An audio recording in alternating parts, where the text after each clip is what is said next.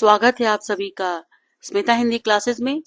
आज हम पढ़ने वाले हैं बैंगलोर यूनिवर्सिटी का काव्य सुधा सेकेंड सेमेस्टर का सेकेंड लेसन मीरा के पद, जो कि है एसएपी सिलेबस। मीराबाई का संक्षिप्त जीवन परिचय जानते हैं। इनका जन्म मेड़ता, जो कि राजस्थान में हुआ था। वह रत्न सिंह की पुत्री और राव दूदाजी की पौत्री थी। इनका विवाह उदयपुर के महाराजा भोजराज के साथ हुआ था, जो विवाह के कुछ समय बाद ही अचानक काल कलवित हो गए।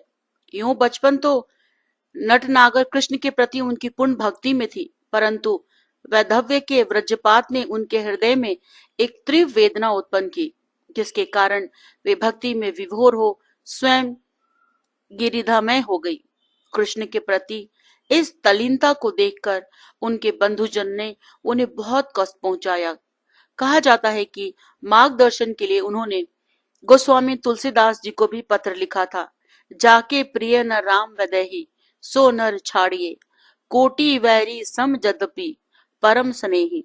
उत्तर देकर गोस्वामी जी ने उन्हें भगवत भक्ति की ओर प्रवृत्त किया। संत रैदास उनके दीक्षा गुरु थे। मीराबाई हिंदी की श्रेष्ठ कवित्री हैं।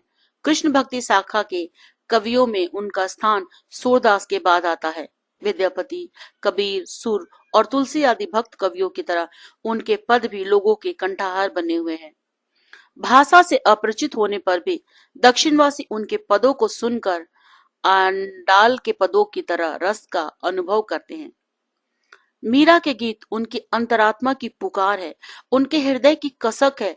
वियोगनी का अर्थ क्रंदन है, आत्मनिवेदन है और मार्मिकता का, कोमलता का अद्भुत मिश्रण है।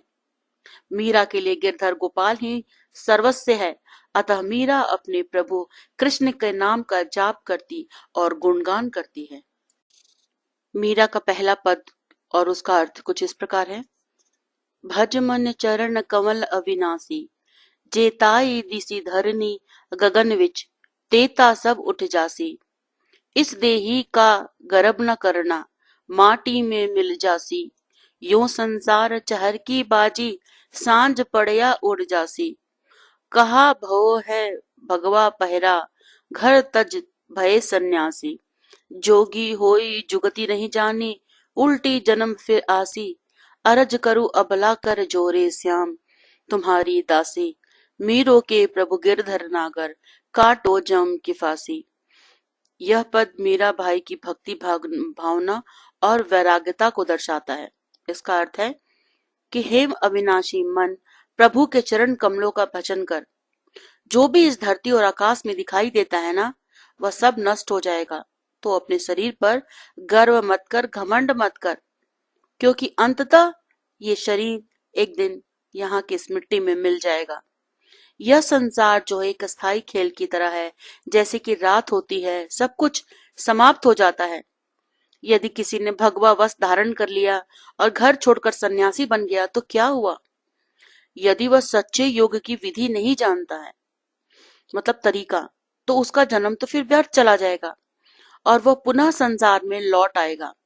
हे श्याम, मैं आपकी दासी होकर हाथ जोड़कर प्रार्थना करती हूँ, मीराबाई के प्रिय गिरधर नागर, कृपा कर मुझे यम के बंधनों से मुक्त कर दो। पग घुंघरू बांध मीरा नाची रे, मैं तो मेरे नारायण की आप ही हो गई दासी रे। लोग कहे मीरा भई बावरी, न्याय कहे कुलनासी रे। विष का प्याला राणा जी भेजिया, पीवत मीरा हासी रे। मीरा के प्रभु गिरधर नागर, सहज मिले अविनाशी रे। इस पद में मीराबाई की गहरी भक्ति, प्रेम और समाज की परवाह के बिना भगवान के प्रति उनकी अटूट निष्ठा को दर्शाता है। मीरा ने अपने पैरों में घुंघरू बांध ली और भक्ति में मगन होकर नृत्य करने लगी है। कह रही है कि मैं तो अपने प्रभु नारायण के स्वयं ही दासी बन गई हूँ। लोग तो मुझे पगली कहते हैं और परिवार की कुल नाशनी भी कहते हैं। राजा ने मीरा को विष का प्याला भेजा, लेकिन मीरा ने उसे हंसते हंसते पी लिया।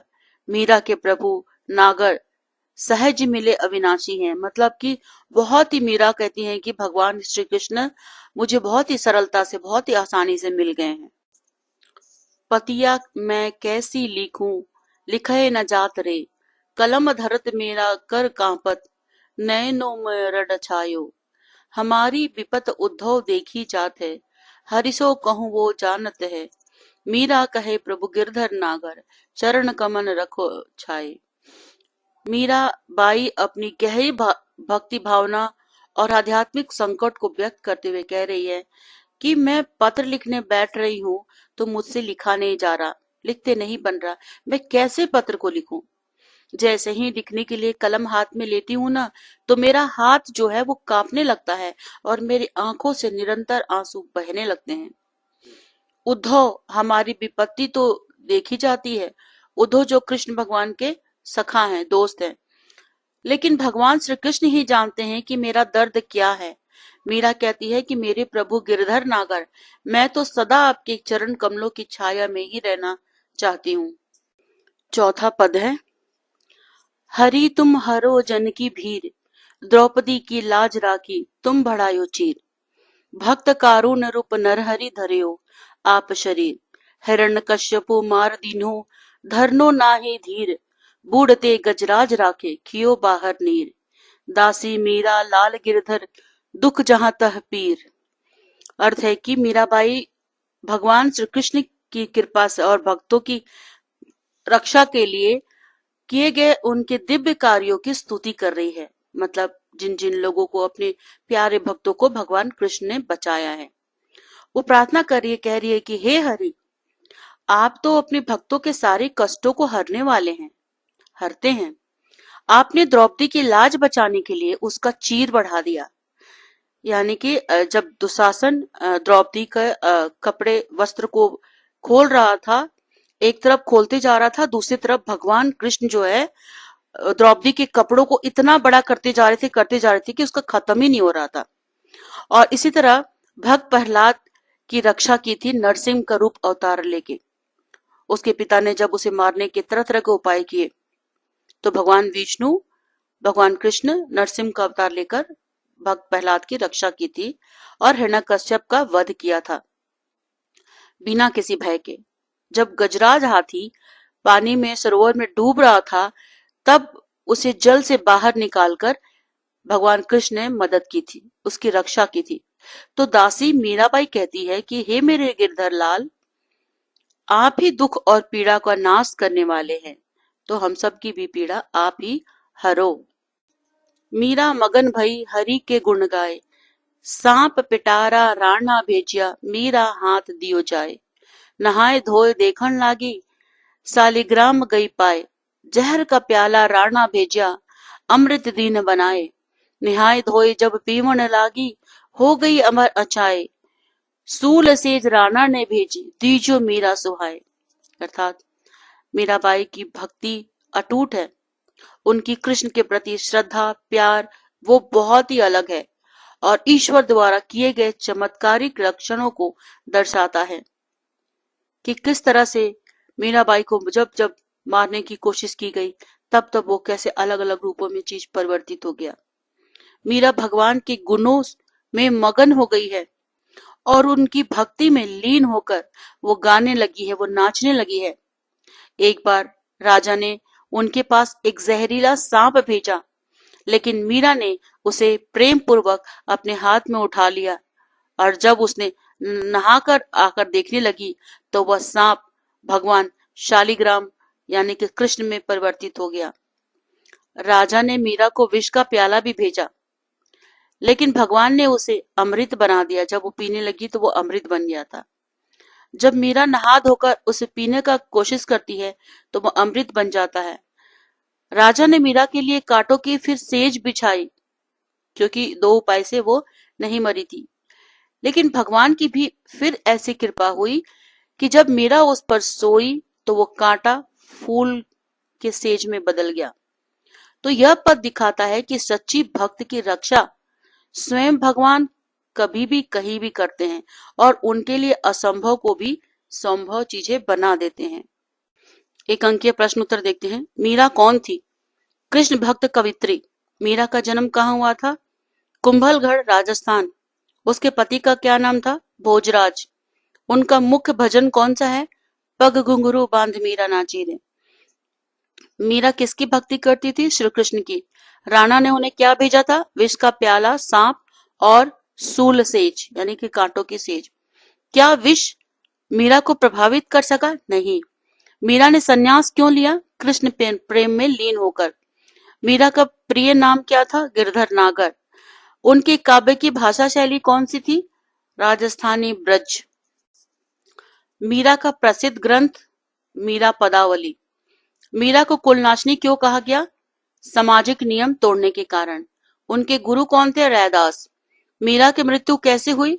श्री कृष्ण में लीन होकर। मीरा किस युग की कवित्री थी? भक्ति काल। उनका मार्ग भक्ति मार्ग कौन सा था? सगुण भक्ति। क्या मीरा का विवाह सफल रहा? नहीं, उनके पति श्रीधि गुजर गए थे। मीरा किस राजा के दरबार में गई? राणा उदय सिंह। उन्होंने जीवन कहाँ समाप्त किया? द्वारका में। मीरा के भजन किस भावना से ओतप्रोत है? कृष्ण प्रेम, समर्पण। मीराबाई की भक्ति और ईश्वरीय कृपा। टिप्पणी लेखन। मीराबाई की भक्ति और ईश्वरीय कृपा।